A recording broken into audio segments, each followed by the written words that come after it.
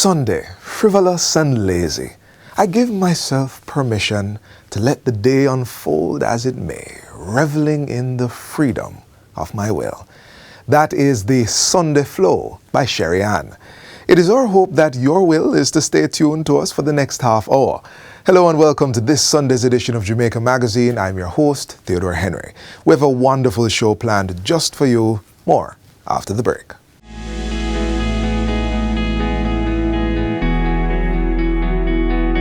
Healing begins within. Take a moment for yourself. Healing is a journey. Start yours today.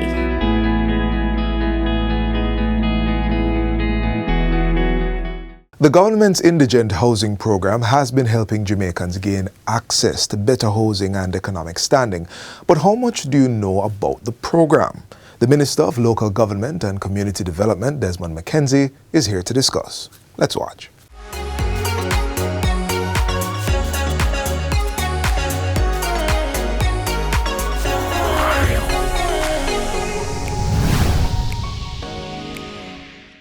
Welcome to Get the Facts, the show that gives you the latest information on important topics. I'm Adrian Atkinson.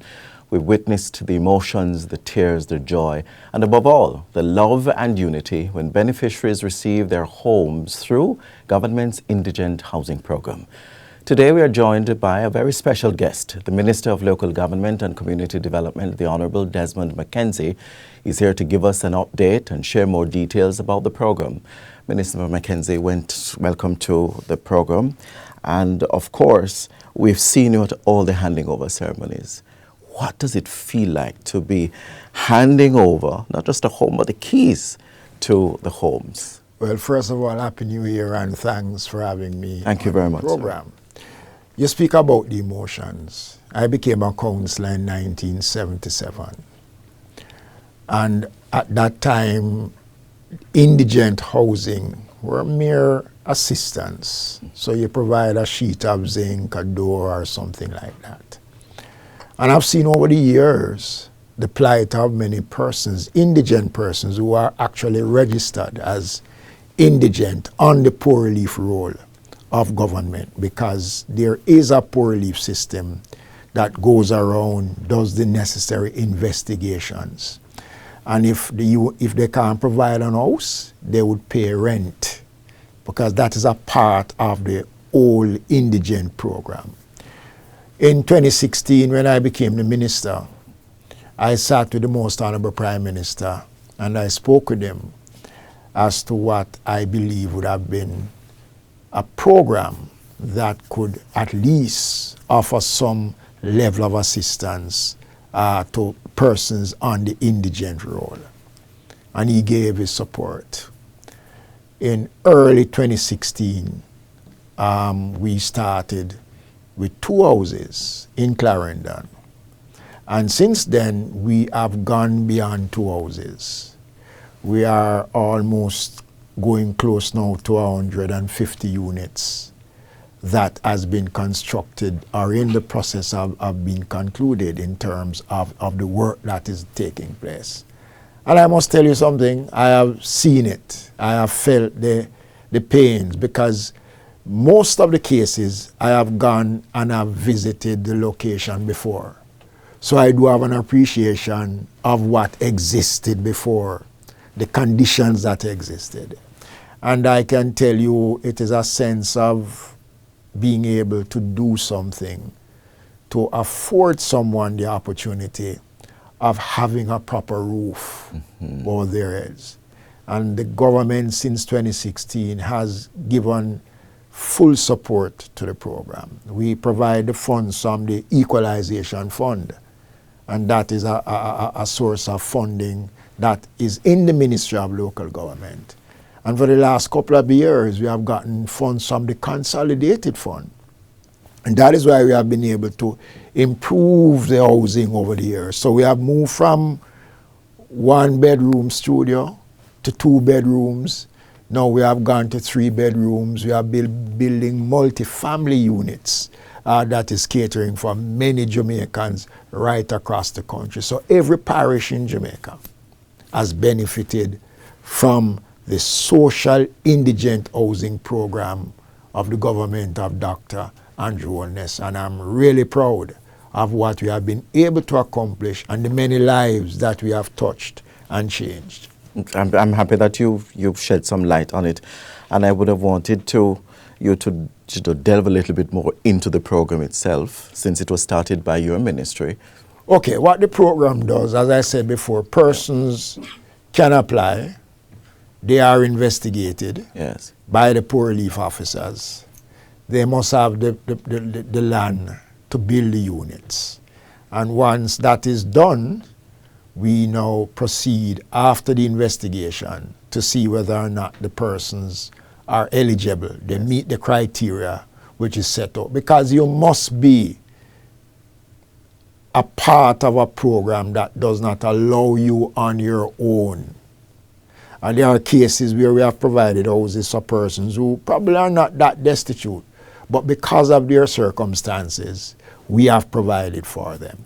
Now, the Poor Relief Department of the municipal corporations retain responsibility for the units. Yes.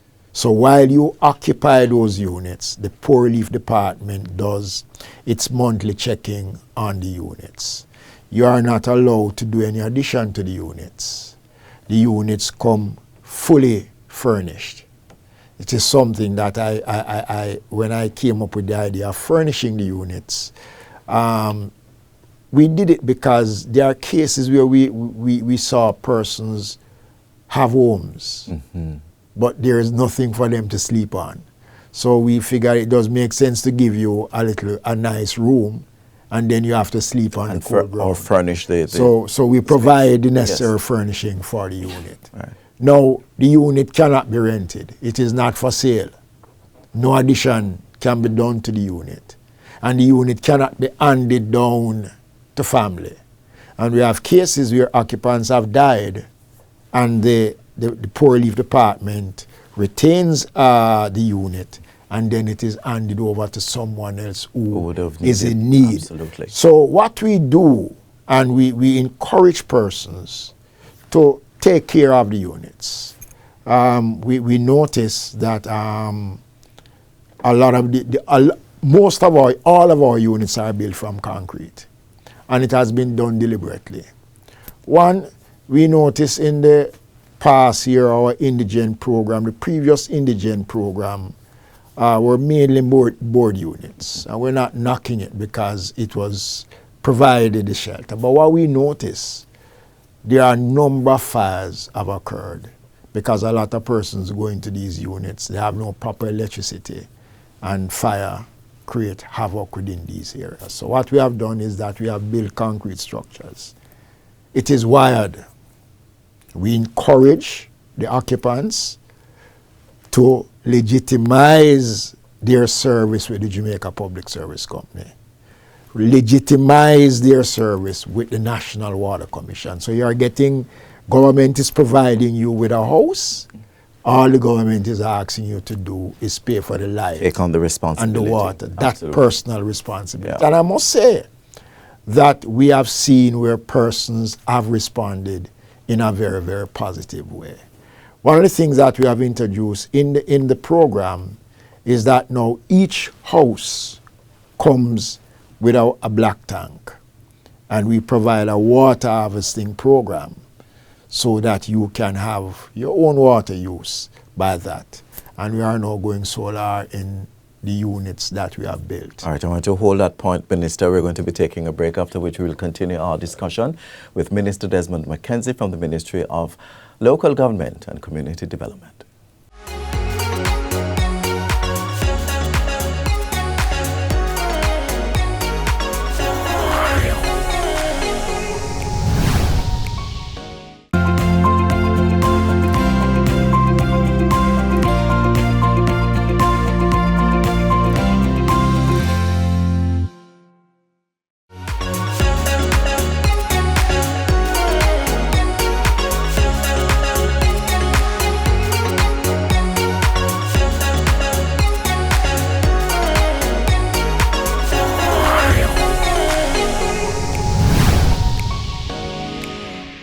Welcome back to Get the Facts. The Minister of Local Government and Community Development, the Honourable Desmond McKenzie, is still here getting us up to speed on the Ministry's Indigent Housing Program. Before we went to the break, Minister, we were talking about rainwater harvesting, which is essential because there are times when we know that there is slow water in our pipes. Yes. So let's continue the conversation where that is concerned. Yes, so we have done that because in some dense rural communities where access to potable water is not readily available, we have put in a black tank system, and we have provided the necessary resources for water harvesting so that each unit will have water at its disposal.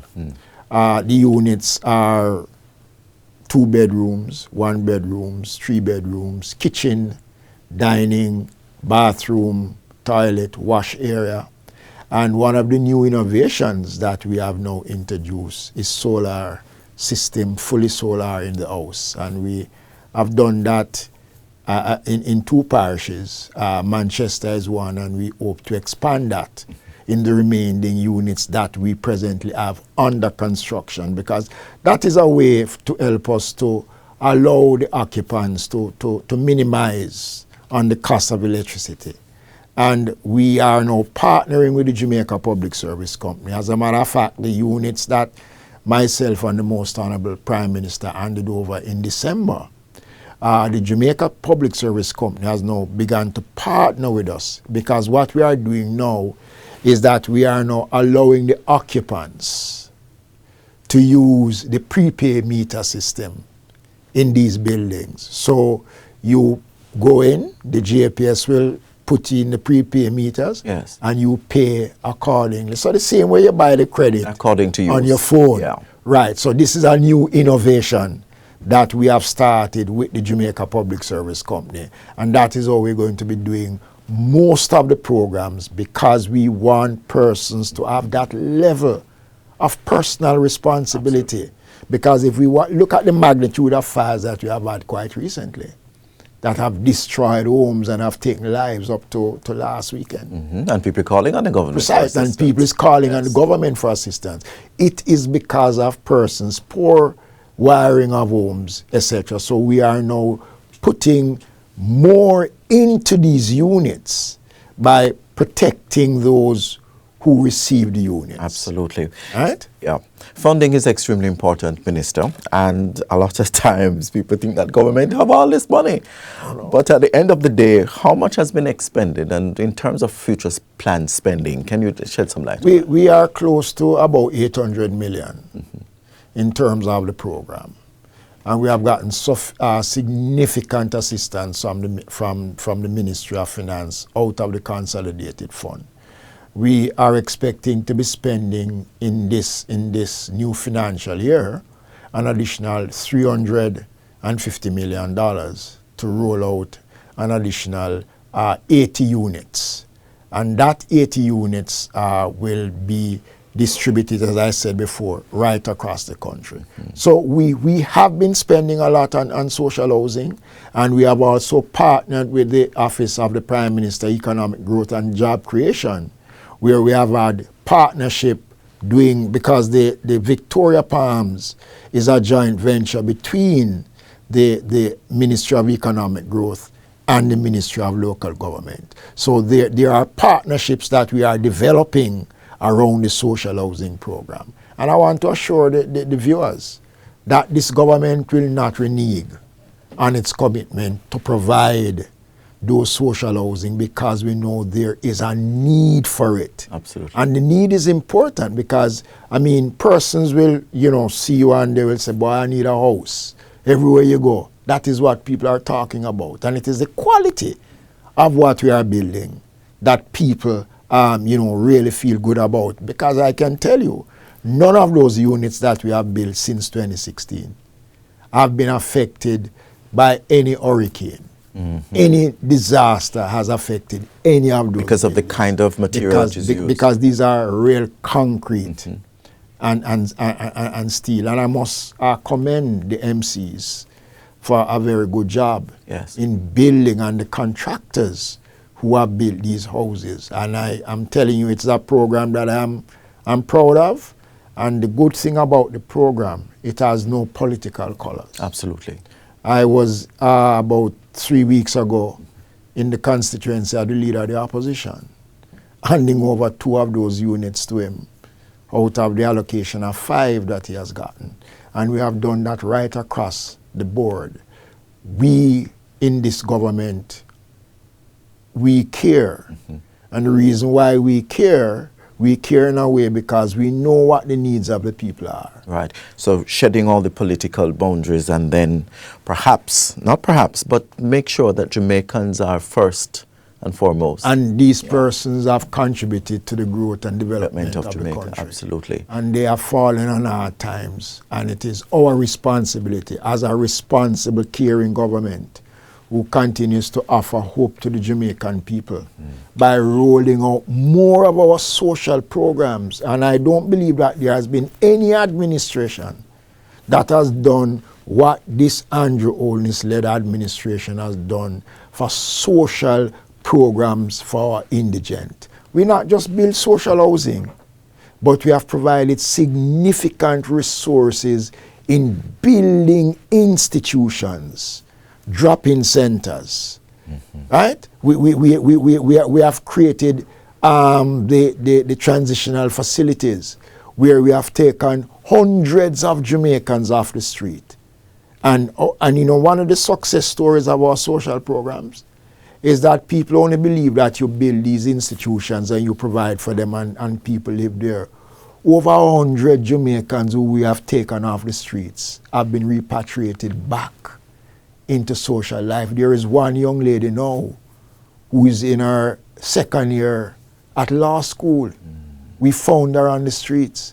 And that is what caring is all about. That is why we have gone the extra mile in building these social houses, because when you have a roof over your head, people feel a sense of pride, dignity. Absolutely. And that is why the government continues, and we will continue to do what we're doing, and even on a much larger scale. Absolutely. And I'm so happy that you're able to shed the light on this very important issue for people who are across Jamaica and even the diaspora to understand exactly what the government is doing. And housing is extremely important in any country. And of course, you're fulfilling the strategy, the long-term goal of the government in providing housing solutions for those who are in need.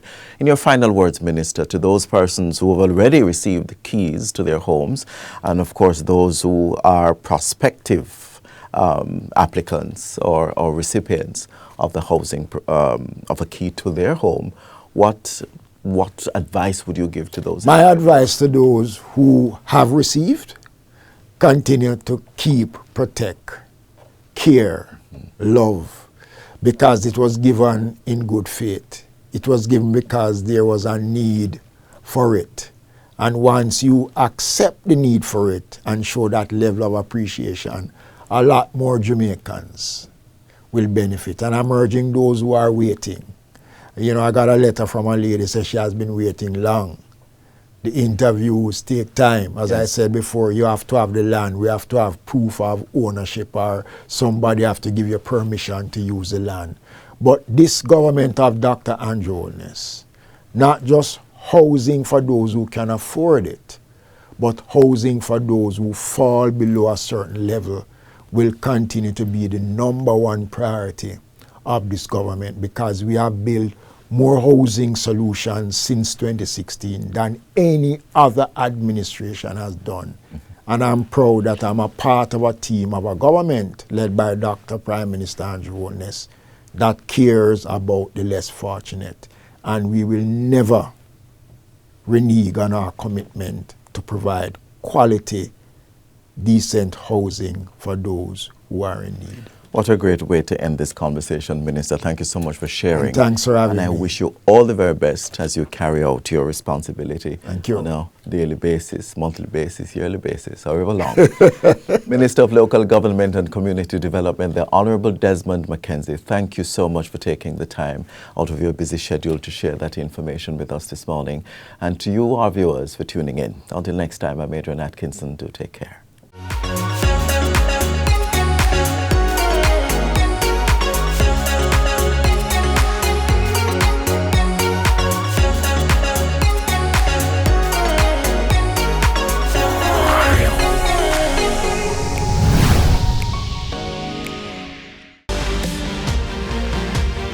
Yes, walk right over there and drop it in the bin. Reuse that wastewater from your kitchen for the garden. Get your hands dirty and plant a tree. Farmers, hold off on the pesticides, especially near our rivers. Do your part to protect our watersheds so we can preserve the source of our drinking water. Every act to protect our watersheds counts. Start now. The Ministry of Economic Growth and Job Creation continues to prove worthy with the quality work it has been doing. It reflects a cohesive effort by the ministry's various departments. Today we look at the Legal Services Division.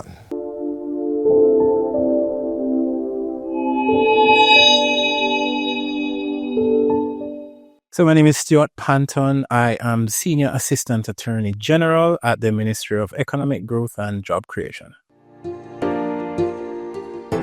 So the legal services branch is wide-ranging, or our duties are wide-ranging. We are the start and end of almost everything the ministry does. We have to deal with the review of legislative amendments. We have to give general legal advice. We have to give general legal support. And we ensure that the ministry is always acting within the numerous legislation under which we operate. In order to answer that question, we have to look at all the heads under which the ministry operates.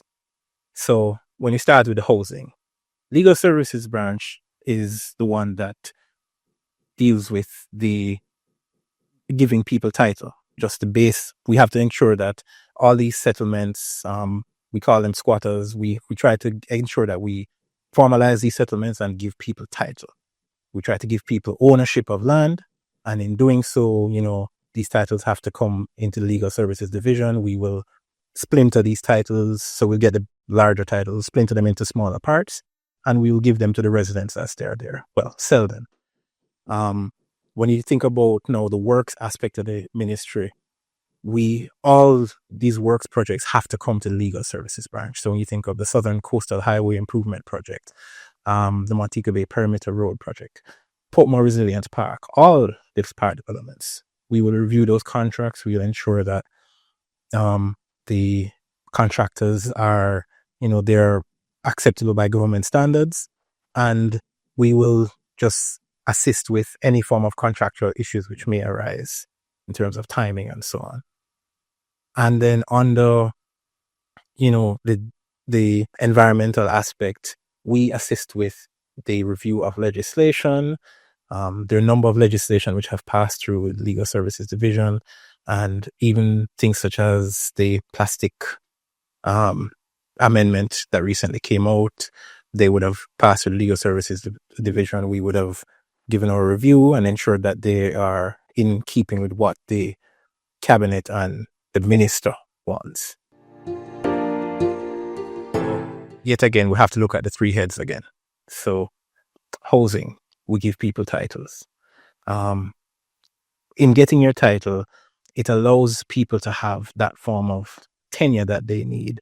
A lot of people will feel uncomfortable knowing that they have, for example, they're on lands that are not theirs. We can give them some form of certainty to know that, this is my house. I can be here. Nobody can run me from my property. And that also creates not just wealth, but generational wealth, because people can then use these titles. They can get loans from the titles. They can pass it on to their children. And there's just so much that can come out of just getting that kind of ownership of land. For works, we can only talk about infrastructure projects. We have seen where people can now live in St. Thomas and safely work in Kingston without worrying that they'll have a 2-3 hour commute to come in. And there are people who live in Clarendon and work in Kingston. With these infrastructure projects ensure that, the country is that much closer. We can do that much more. We can be that much more resilient. We can do that much more for the economy through these infrastructure projects. And then through the environment side, of course, we put in these legislation to ensure that the place is clean, that we have a sustainable future. Over the past 3 years, We have Legal Services Division has issued over 1,100 titles to individuals. Some of them would have been issued through various our partners such as the NHT, HAJ, but even because the ministry does sell lots as well, Legal Services Division would have been a part of that, and we have issued over 1,100 titles. The creation of the Registration of Titles Special Provisions Act was a major change. This legislation allows people who are on unregistered land, you can go through a licensed practitioner, and the process to register your land becomes much easier. It removes a lot of the bureaucracy that is usually required to register land, and also on the things such as we speak about the scheme areas. So we've done a number of declarations of housing areas, which shows the ministry's intention to create schemes there. So, for example, Hellshire View, Shrewsbury Phase 2 in Westmoreland, and also Windsor. We've done those declarations. So those titles are in trail, and soon we'll have more people living in those areas who will be able to get titles. And we have 6 more declarations coming. So we're constantly working to try to, just give more people what they need in order to grow. So the division, as I said, is we work with everybody. We're the start and end of everything that happens in the ministry. So in future, we plan to deepen that relationship. It has been getting deeper over the past years, and we want that to grow even further. People know that they can always come into the Legal Services Division and they can get advice on the ministry's work, and we're very happy to have that relationship with other divisions and branches here. So outside of that, for the staff in the division, we plan to see how much we can enhance them. I can tell you we have staff members pursuing degrees, and I want to continue to push that for the Legal Services Division. I want the staff to grow within the division, and if needs be, and they need to branch out, I would never hold anybody back, but because I believe in that kind of growth. So that's just internally. As we look at externally, though, the plans of the division is to deepen our partnership with our agencies. I know that NEPA has a lot of legislation that are coming in, so does the Port Authority, Forestry Department, all of those divisions. We want to tighten our relationship with them. We want to see how we can get these things going out quickly, because our legislative agenda is a major part of our work, and we want that to continue at a faster pace so that we can have more development. The government of Jamaica, through the Ministry of Economic Growth and Job Creation, remains committed to providing sound legal guidance and comprehensive support by ensuring that all amendments and legal framework aligns with the nation's economic and developmental goals. The NDPPMB, we provide leadership and guidance to the minister, the ministry's agencies, and also to the local authorities, meaning the municipal corporation.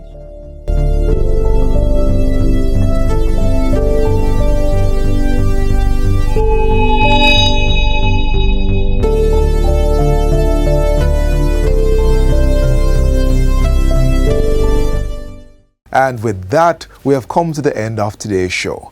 To catch a repeat of this or any other, feel free to log on to our website at www.jis.gov.jm. Until next time, I'm Theodore Henry. Do take care. This has been a production of the Jamaica Information Service, the voice of Jamaica.